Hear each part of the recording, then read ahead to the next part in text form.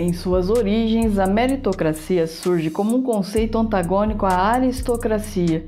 E como sabemos, a aristocracia era uma classe social de pessoas que já nasciam abençoadas por Deus simplesmente pelo fato de nascerem em famílias consideradas melhores que outras. A meritocracia, portanto, se contrapõe à noção de privilégios. Exatamente. Numa sociedade meritocrática, a ascensão econômica e social das pessoas acontece em razão de seus méritos. E o que seria mérito, então? Mérito seria todas as nossas aptidões, o nosso esforço individual, habilidades, inteligências desenvolvidas, virtudes. A sociedade meritocrática parece até um paraíso terrestre, mas assim como o paraíso prometido pelas religiões, uma sociedade assim está muito longe de ser atingido. Trata-se apenas de uma utopia. Eu sou Gisele Silva Rumim e o assunto do Papo Torto desse mês fala justamente sobre isso, o mito da meritocracia. Então, aproveita a vinheta, corre lá, busca o seu cafezinho e volta aqui comigo para essa conversa.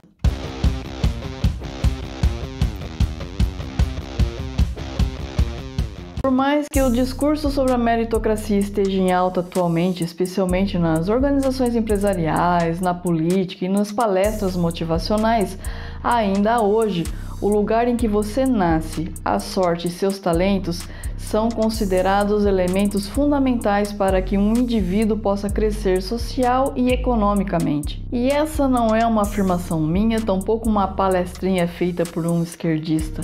Na verdade, essa afirmação ela foi feita com base em dados estatísticos, e esses dados comprovam que a meritocracia jamais existiu e no Brasil ela está muito longe de existir. Segundo dados levantados pela Organização de Cooperação e Desenvolvimento Econômico, o Brasil ocupa um dos piores lugares no mundo em termos de possibilidades de ascensão social. Isto porque restou apurado que entre as famílias mais pobres do Brasil, as pessoas precisam trabalhar durante 9 gerações.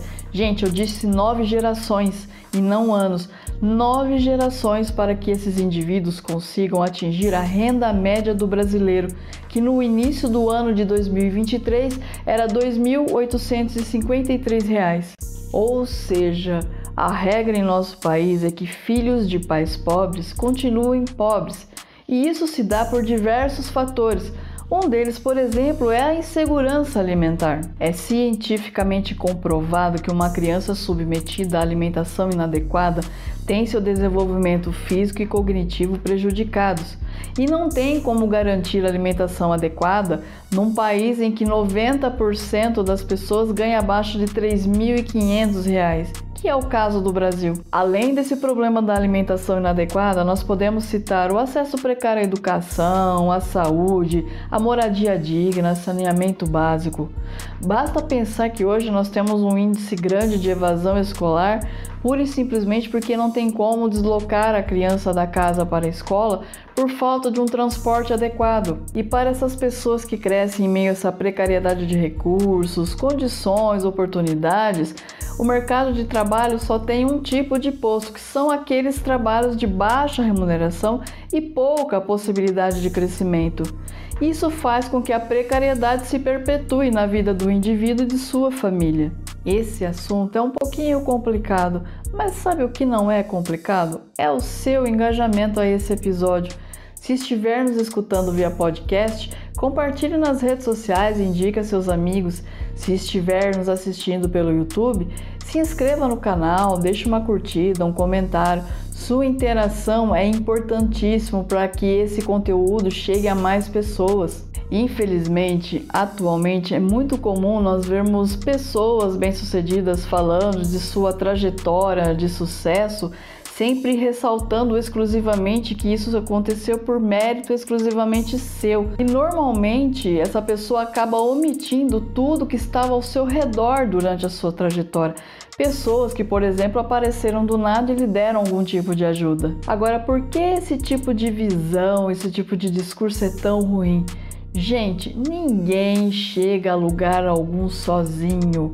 Na maioria das vezes, em situações adversas, essas pessoas, assim como eu, assim como você, só conseguem superar com muita ajuda de outras pessoas. E o problema da perpetuação desse tipo de discurso é que ele passa a imagem, ele cria a percepção de que aquele que não consegue sucesso, ele não consegue por falta de vontade ou de esforço individual. Vocês já pararam para imaginar quantos Lionéis Messi já nasceram nas periferias do Brasil?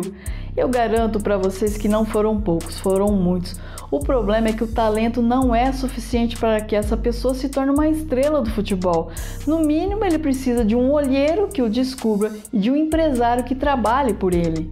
Quantas crianças que poderiam ser cientistas extraordinários estão nesse exato momento trancadas dentro de casa, com medo de sair na rua, sem poder ir para a escola, porque de repente estourou ali um tiroteio na comunidade em que vivem? Eu acho que vocês já perceberam que o discurso da meritocracia ele é vazio, exatamente, e com isso acaba contribuindo para aprofundar um problema muito sério, especialmente no nosso país, que é justamente a desigualdade social. Olha que presepada, não é mesmo? Não é possível falar em meritocracia numa sociedade que não garante acesso a oportunidades iguais a todos. Então é isso, pessoal. Eu agradeço imensamente a todos que chegaram até aqui comigo nesse episódio. Um super beijo e até a próxima!